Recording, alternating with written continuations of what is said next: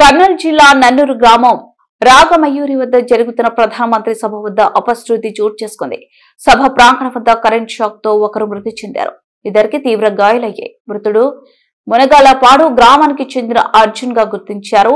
సభ ప్రాంగణం వద్ద ఇనుప రాడుతో కూడిన జెండా కరెంటు తీగకు తగలడంతో అర్జున్ మృతి చెందాడని తెలిసింది.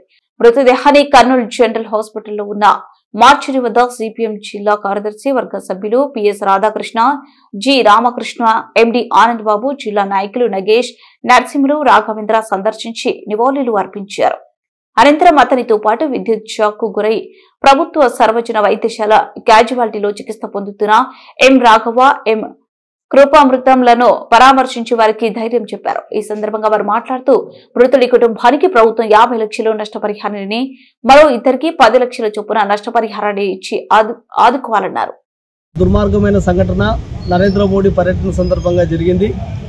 ఈ సభ సందర్భంగా నిరుపేద దళితుడైనటువంటి 15 సంవత్సరాల ముక్కుపచ్చలాడినటువంటి అర్జున్ విద్యుత్ స్తంభానికి ఆ రకంగా తీగలకు తగిలి తాను పట్టుకున్నటువంటి జెండా కారణంగానే చనిపోవడం అనేటువంటి జరిగింది. మేము రాష్ట్ర ప్రభుత్వాన్ని, కేంద్ర ప్రభుత్వాన్ని కోరుతా ఉన్నాం. ఒక ముక్కుపచ్చలారని 15 సంవత్సరాల పిల్లోడు అభాగ్యుడు ఈరోజు చనిపోవడం అనేటువంటి జరిగింది.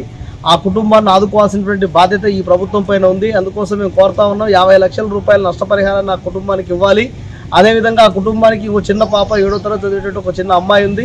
ఆ పాప చదువు సంధ్యలు సంపూర్ణంగా ప్రభుత్వమే బాధ్యత తీసుకునే రకంగా సంపూర్ణమైన చదువులు చెప్పించాలని చెప్పేసి కోరుతా ఉన్నాం. ఆ కుటుంబంలో కూడా ఒకరికి ఉద్యోగాన్ని ఇచ్చి ఆదుకోవాలి. ఎందుకంటే ఇట్లాంటి కార్యక్రమాల సందర్భంగా అన్ని రకాల ఏ రకమైన ప్రమాదం జరగకోకుండా చూసుకోవాల్సినటువంటి బాధ్యత ప్రభుత్వానిది, అధికారులది. కాబట్టి ఆ రకంగా చూసుకోవడంలో వైఫల్యం చెందారు. పెద్ద పెద్ద జెండాలకు ఇనుప ఫోన్లు కట్టి ఇనుప ఫోన్లకు పథకాలను తగిలించి అట్లాంటి జెండాలు చేతికిస్తే పైన కరెంటు తీగులు ఉంటాయి, అవి తట్టుకుంటే సస్తారు అని చెప్పేటువంటి విషయం తెలుసు. అయినా కూడా అట్లాంటి జాగ్రత్తలు ఏం లేవు.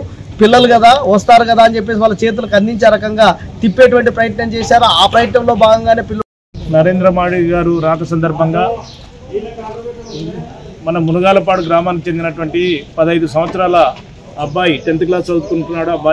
ఆ అబ్బాయి కరెంటు షాక్ వల్ల మరణించడం జరిగింది.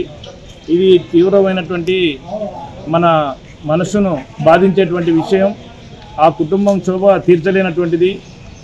అయితే తెలుగుదేశం పార్టీ నాయకులు అట్లాగే కేడీసీసీ చైర్మన్ గారు 5 లక్షల రూపాయలు ఆ కుటుంబానికి ఇచ్చారు అని చెప్పారు.